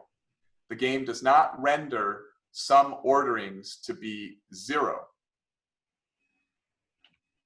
It just creates an uneven spread of probabilities based on the conservation of state rules of our class of programs. That is, the class of programs where we wish to conserve state. So presume that you, as a human, are a measuring entity that emerges in this game. So you decide that something is here and not there due to your measurement experience. But what are you in this context? You're very similar to the whole game itself. You're a conscious entity that is able to choose and to think, especially to choose and to think what to measure, choose what conjugate variable, choose when to measure, and to choose if to measure, and then to choose to think what to think about that measurement. In fact, in this story, you are very much of the same form as the collective consciousness that self-actualizes itself from the game that it thinks of. You're only different in quantity or magnitude, not so much in quality, insofar as choosing and being a thinking entity, being an entity that's generating EC and EP information. So by deciding that a particle is approximately here in this fuzzy volume over this fuzzy time span of Planck units, then you are doing something profound in this game philosophy. You are modifying the integrated unitary evolution. You are essentially saying to the conscious game or the conscious universe, look, universe, I know that you aren't literally rendering anything and you just have this abstract function with non-zero probabilities for all the discrete possible steps in the evolution of this system. But I am deciding that some orderings are not occurring. So you must modify this span of columns and make some probabilities 0, because I have decided and I have created the EC information that the particle definitely did not hit over here on my screen, and that it hit over here in this fuzzy region of Planck volumes, of adjacent Planck volumes and adjacent Planck times. So in other words, I know that approximately at about this time, at approximately at about this XYZ coordinate, that I experienced this measurement event. So I'm creating that EC information, and I need you, universe, to help make that happen. I want to be participatory, in the words of John Wheeler. I want what happens with what you do, universe, to be participatory with what I have measured, with what I think, with what my opinions are. So the universe then obliges you, and it makes some boxes in this span of columns 0 probability, which then increases the probability for the remaining boxes, especially the boxes near your blurry, fuzzy zone of adjacent Planck times and Planck volumes. So the sequence of columns in this time duration of your measurement. So the sequence of columns is the time duration of your measurement. So note that a random walk in our game is not a single additional frame. I don't think it should be. It is some sufficiently large quantity of frames. Any position measurement action is occurring over a duration of many Planck moments. With powerful equipment today, we can get our time measurements as fast as 10 to the 26 Planck moment sequences. In other words, we can measure at the attosecond scale of time. So that is, we can do a position measurement, but that position measurement itself is occurring over 10 to the 26 Planck moment sequences. In other words, what we're measuring when we think we're measuring the notion of position is we're measuring a very, very short or high-speed animation that occurs at Planck times, or an ordered set of frames, or an ordered set of columns in the S index. And we can measure length down to just below 10 to the 21 Planck lengths. The point is that our measurement resolution is coarse-grained relative to the Planck scale. Accordingly, we do not probability lens our columns down to just one box, and we do not do our measurements over one column of time, over one Planck moment. That is, our measurements are going to probability lens some span of columns, and it's going to lens down the squares on that span of columns relative to the resolution of our spatial measurement, and the number of columns will be lensed or have the values contracted based on the resolution of our temporal ability. But we do get clear experience through measurements that lead to belief, or EC, that we have narrowed the probabilities to know, to quote unquote know, that the particle, for example, hit the screen at about this location, but definitely not at these other locations, right? A matter of opinion. So what you're saying, Klee, is that when we measure or when we dial in, we're not dialing in at a specific time frame or location. We're dialing in like in like kind of like a more or less a blurry time and space. Exactly. And relative to your resolution, so you can dial in more sharply with an electron microscope than you can with your naked eye. And if you use temporal resolution equipment where we've achieved attosecond time measurements now, right? So yes, so it's relative to your ability as an animal with your biological measurement equipment, or if you can extend your opinions deep into it by using technology, then you can go deeper. Okay. And so anyway, by doing this, we are creating, as I said, ECN information that is very important to the universal consciousness running the mathematics of the game. In other words, it's important to reality to create meaning in the PEL axiom. To get more of that cherished high-value EC information. So the part of the PEL is that all ranks of information, that information is ranked, that there's that the universe is greedy for meaning.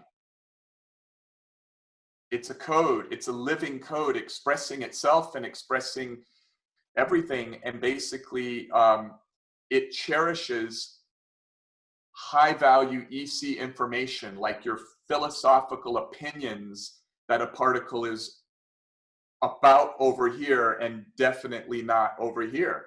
That's highfalutin EC information. So anyway, so because the universe appreciates that, the PEL is designed to accommodate by modifying the game Unitary Evolution. If you think about your experience with the world, your measurements and free will actions are continually updating what you experience next in your evolving, custom-made experience that seems to stream out ever more EC information as you observe, perceive, measure, and think your way through this experience called life. Without these modifications to the unitary evolution, you would not create that EC information, and you really would not exist as an emergent free will creator of physical change and mental experience. It is as though, at a deep level, if the universe does not modify the unitary evolution, in some sense, it's as though free will can't occur. You know, that you can't arbitrarily choose to walk left versus right. You can't arbitrarily choose what to think or what conjugate variable to measure. And it seems that at this deep level, a code cannot really be operated without, for its purposes, without choice. That is, if a random number generator were to exercise every hinge variable at each syntactically free choice in the expression of C++ or English or any code, that that the code itself would cease to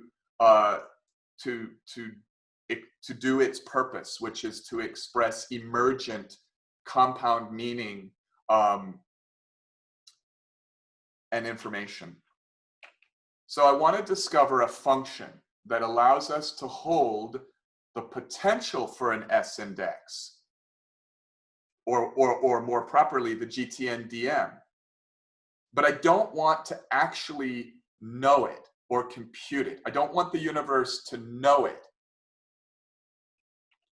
The only thinking or computing work that I want our universe to do is probability lensing of the columns and rows and whatever its analog is in the tensor net that it needs to do for when a measurement occurs, under this concept that it is the modifications of the unitary evolution and this Wheeler-esque participatory universe that is what allowed the universe to emerge at its level of complexity in the first place. So what if I gave you the Mandelbrot set equation and I asked you to render a sequentially ordered 1,500 iterations every 100,000 iterations? So obviously, you'd only be doing 1.5% of the iterations. In this metaphor, the iterations that you actually do or compute or plot on a graph space are the real work that the universe does to lens the columns. In other words, I'm making a metaphor between saying, Marcelo, here's a function. It's just an equation. It's the Mandelbrot set function. And I would like you to compute the first 1,500 iterations, and then skip a bunch of iterations, right? And do another 1,500 after 100,000 iterations, and keep doing that. So that, by way of metaphor, is a way that I'm relating this idea that the universe holds these functions between measurements. Measurements are done by the emergent entities, and so it holds these functions. And so if the Big Bang if in the Big Bang, after 1 billion years after the Big Bang, let's say hypothetically there were no emergent entities capable of really being an interesting participant in Wheeler's participatory universe. Okay, if that were the case, right, I could say, well, 1 billion years after the Big Bang, actually it was too early to have measurements. And so the unitary evolution would have proceeded at that point, you know, for a hell of a lot of span, uninterrupted, but just one big fat function. Why compute it? The only reason the universe would have to compute it this S index would be if it was incapable of dialing in to the span of columns that it would need to dial into when that very first measurement occurred from a measuring entity that emerged. If it was unable to just dial into that without computing or knowing or rendering any of the previous probabilities, right? If it only held this sort of metaphorical, unitary evolution. So that's what I don't know. I don't know mathematically if there is a function that we can dial into. I do have high confidence that because the numbers or the values in my rows, my many columns and rows, I know that is an orderly pattern. It's essentially a quasicrystal of abstract numbers, a non-geometric quasicrystal. And I really feel confident that this particular orderly set of numbers is associated with a function or an equation. Now, whether or not that function or equation allows you to dial in to some state of the evolution or not, that I don't know. So everything else between the measurements is no work at all for the lazy PEL universe. It's no thought. It's just the function, like having just the quadratic equation for a fractal, but not doing any computation, and so therefore not actually having the fractal. I'm interested in learning if aperiodic Fourier transform approaches, specifically the Ramanujan Fourier transform, can apply to my notion of aperiodic patterns in these numbers, in this probability distribution network called the density map that I speak of. The probability values on each column are quasi-crystalline, as I've been saying. They're not geometric. They're orderly, but not periodic. The values on a sequence of columns is also aperiodic, but ordered. For today, let's pretend that we use this aperiodic form of Fourier transform, and we figure out how to have it represent the weighted superposition of my evolution of probabilities. So in other words, I'm not saying that I want to take some animation that we create in Mathematica and do a Ramanujan Fourier transform of that animation.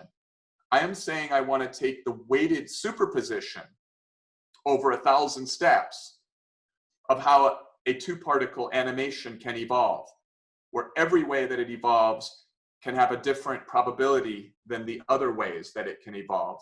And then I want to take that whole object and I want to do a Ramanujan Fourier transform on it, on this game unitary evolution. So the Fourier transforms themselves as point spaces are fractals. So you plot these things in 2 or 3 or 4 dimensions, right? And those objects, the plots, I think are fractals. So I hope to derive, with your guys' help, a fractal that is a representation of the unitary evolution, whether you think in terms of the S index or the density map. So I divide fractals into 2 general classes of fractal.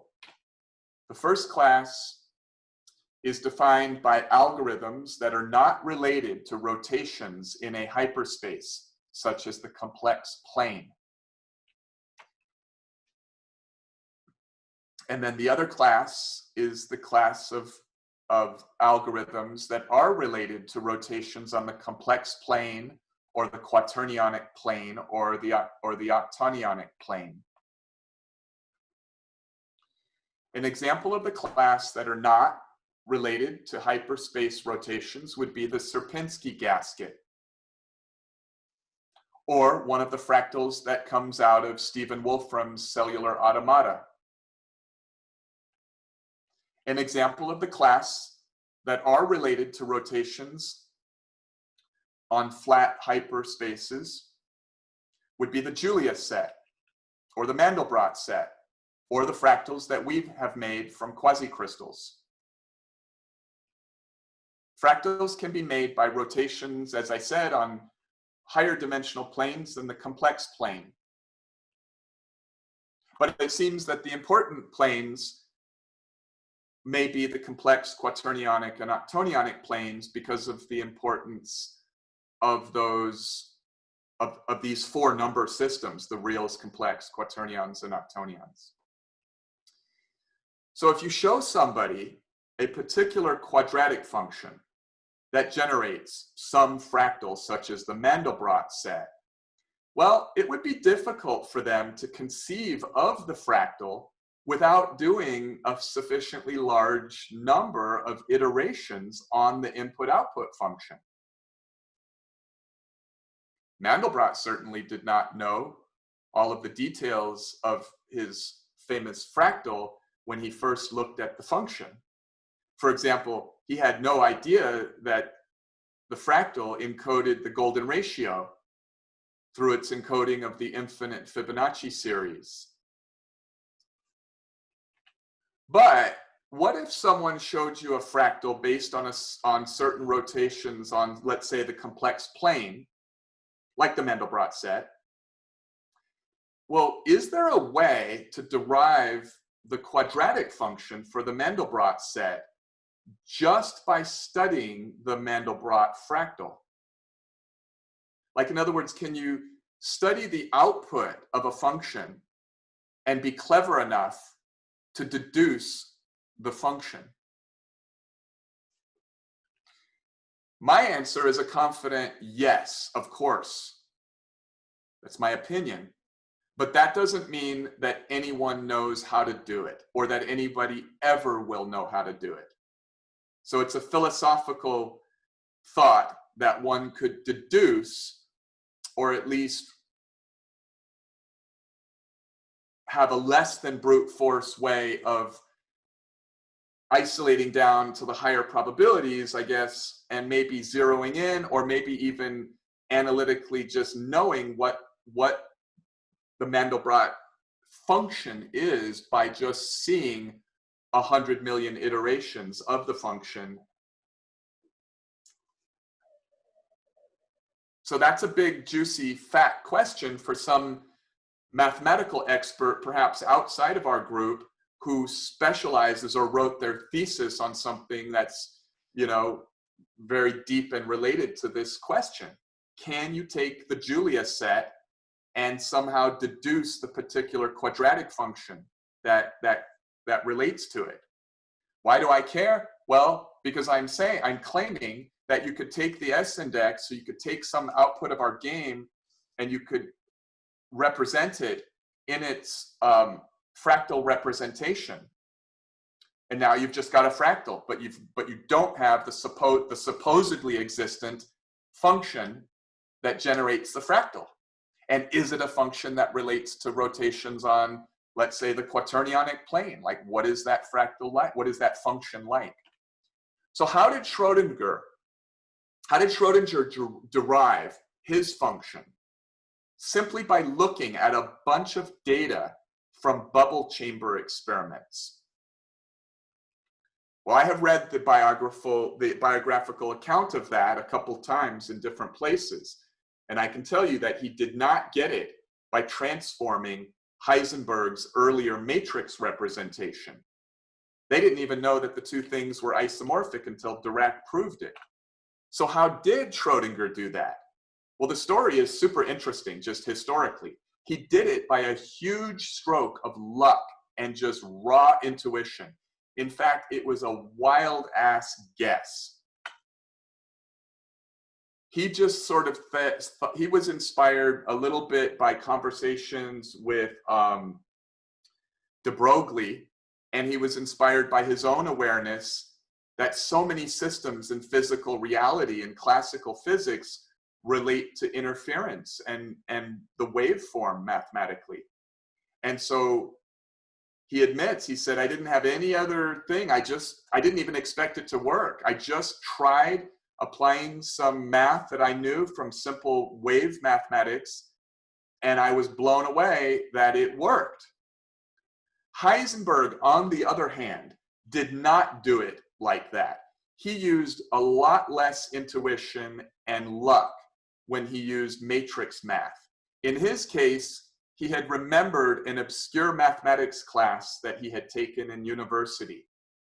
And so it was a little luck and a little smartness that he decided to take that matrix mathematics and see if it would allow him to organize the bubble chamber data. And it worked. And so my point is that he took he took something from matrix math and it worked. Schrodinger, on the other hand, took something that he felt was a good idea because it related to how he viewed the classic physical world as where wave equations show up a lot. But both guys in their historical accounts admitted that that Heisenberg admitted when he applied this matrix math class to this bubble chamber messy data set, and when Schrodinger pulled out the wave mathematics, they both really did not ratchet into that by really solid deduction. They really just used some common sense, and they crossed their fingers and they really hoped that it would work, and it did work. And so they got lucky. And so both guys kind of give credit to luck or intuition. All right, if we can understand the matrix math of our S index, or actually a given case of the density map, can we, from there, from the matrix representation, right, the tensor net representation, would we be able to do what Dirac probably could have done?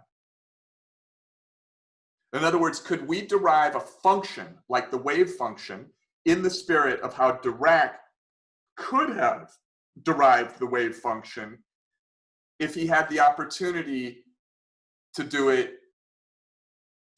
before Schrodinger did? In other words, Dirac was a guy clever enough in mathematics to where it wouldn't be unreasonable to imagine him taking Heisenberg's matrix mathematics and then realizing that there's an isomorphic form in wave mathematics, which is equivalent to the Schrodinger wave function. So can we take a matrix or tensor net representation and then from there derive its wave function-esque representation? I don't know, but I want to push our creativity to its limit as a group.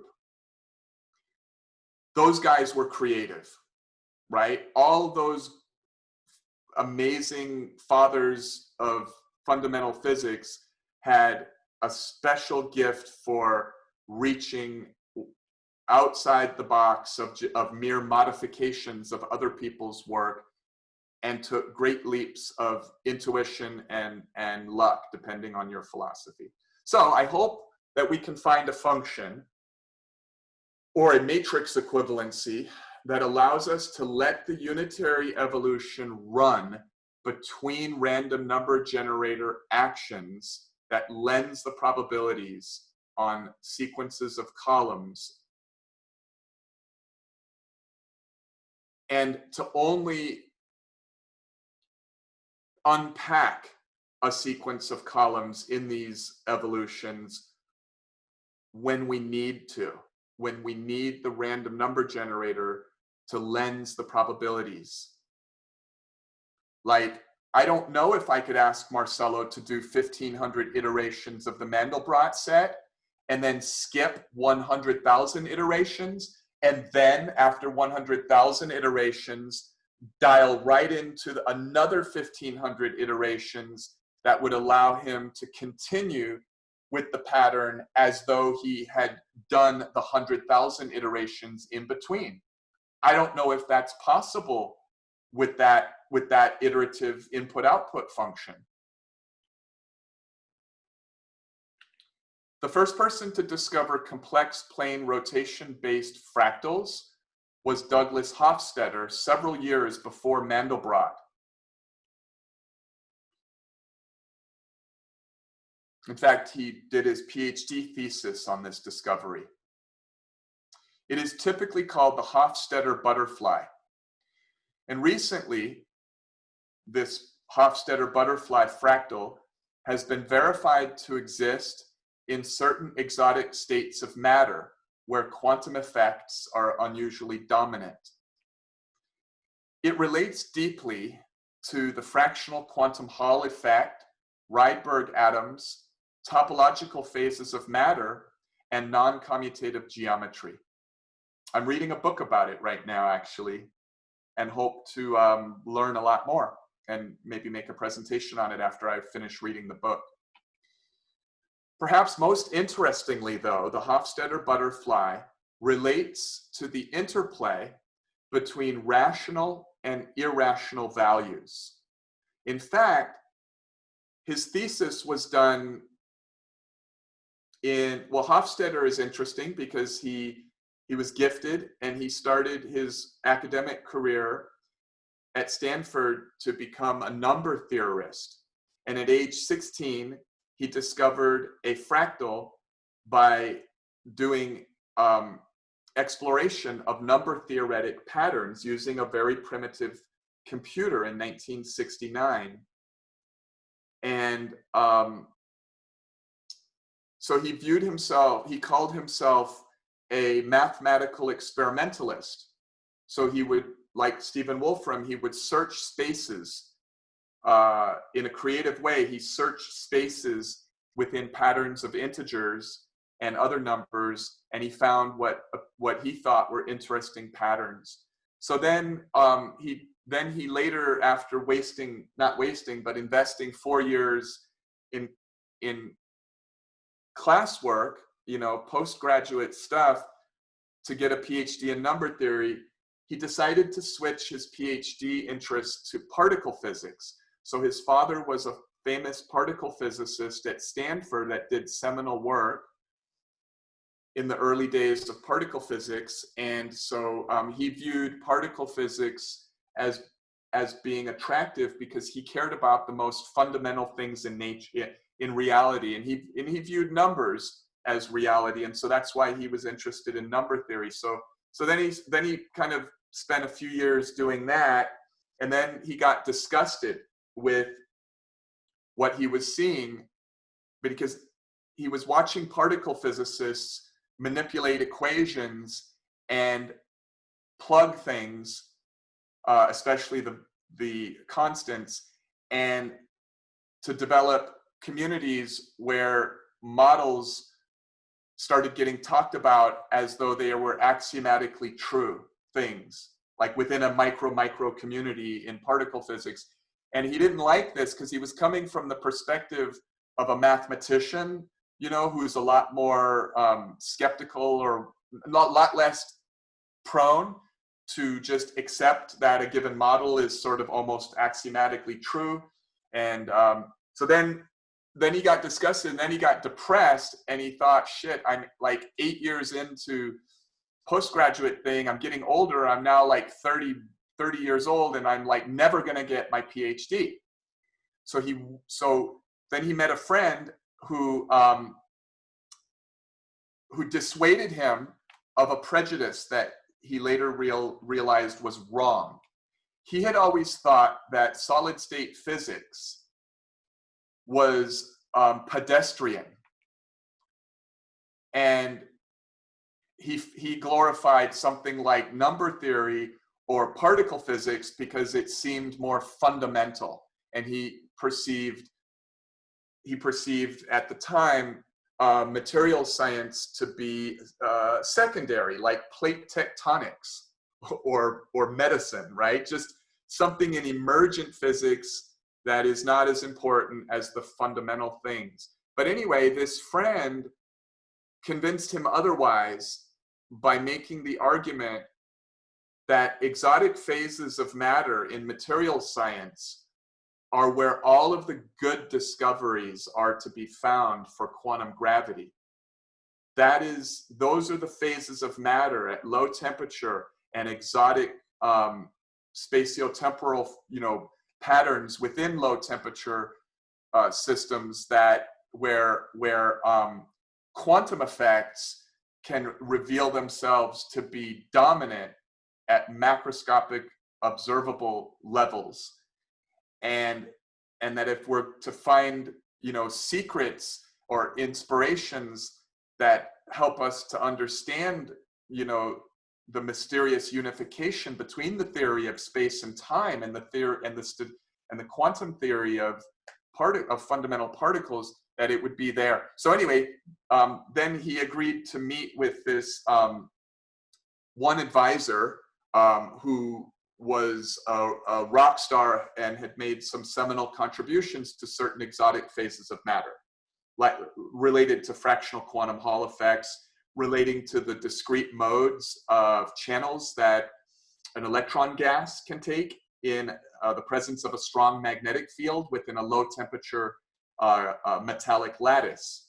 Okay, so in this regime, there were anomalous physics occurring, and there still is a lot of anomalous physics in these regimes. But anyway, so his potential thesis advisor says, all right, if you were to come on board with me and my program, and he was eager to get somebody who came out of pure mathematics and then particle physics, right? So, and Hofstadter was a gifted student. So anyway, so what happened is, he said, I've got this one problem that I feel is one of the most important anomalies and problems in our area, and it relates to the interplay between rational and irrational values. And that lit Hofstadter's mind up and it closed the deal for Hofstadter, because of the coincidence of Hofstadter doing this first discovery of a fractal in 1969 or so, when he was a teenager, using a very primitive Hewlett-Packard computer. And anyway, so what happened is then he went into this, cracking this problem that the best exotic, states of matter particle physicists in this world community, they couldn't crack it, because it turned out, as it was later discovered, that in order to crack it, you had to have a number theorist's understanding of these fractals. So our QC math and program approach to quantum gravity is about a rare discovery. It is an H3 symmetric dynamic quasicrystal that is made of, so you can understand that thing as the unweighted Hilbert space of the ordered sets of all possible inflations on some finite space of the QC. So that dynamic quasicrystal, as a statistical thing, is made of local rotational values based on the root vectors of D3, and local irrational values between sets of rational values, as in rotating two cube octahedra from one another by an irrational angle. So there is no other quasicrystal I've ever seen that has this quality. And I've seen a lot, because Fong and I, in the first 5 years, we did go to a lot. We were really friends and participated a lot with the quasicrystal mathematical and physical community. So, so that's the last slide, but the connecting the dots, as summarizing this last section, it was a little disconnected perhaps in the way I presented it. But the summary of it is that for my purposes, which are always inspired by how I interpret the principle of efficient language, I will not be happy if we have to have a model where the universe needs to compute or render vast spans of unitary evolutions between measurements. And so the only hope that I can make my simple concept work by probability lensing when measurements occur at these arbitrarily chosen spans of columns in the S index or in the density map tensor network that we will use, my only hope of it working according to the PEL in the optimal way is if I can somehow dial into the evolution at some arbitrary span of columns without having any knowledge or without having computed any of the other columns or knowing what the unitary evolution was. All I need to know is what were the variables in the function at the measurement prior to that. So what are the variables of the function here? And then I don't care about knowing how the function evolves. I just know the input variables into the function. And then it evolves. And then I can know by some mathematical trick that if I'm going to try to modify the function, replace the function with a new function, in other words, prematurely kill off the unitary evolution at some arbitrarily chosen point, that I have to be able to dial into that arbitrarily chosen point without knowing, so that I can probability lens and allow my random number generator to access that portion of the table without knowing what the earlier portions were, other than the initial condition, which is some value on the parameters. And it's very complicated because you remember early on in the presentation, I said that the initial conditions are never going to be related to a measurement that has the resolution at the Planck time and the Planck volume. It's going to be an initial condition that is a fuzzy lensing of the squares on the S index that simply says that some squares we definitely say have 0 probability now, and this then concentrates or lenses down to a smaller set of squares in these columns. That is what I'm talking about as the initial condition that manipulates the variables on this mythical function that I'm hoping exists. So I go from that fuzzy function or fuzzy manipulation of a range of variables that it can be, and then I have some number of steps that I don't know about, I don't compute it, and then I go again, then I go to some evolution of that function, which is all just a probability space thing, and then I lens it down according to what my resolution of measurement is, and then that sets in place a new fuzzy unitary evolution to go until the next lensing or measuring event.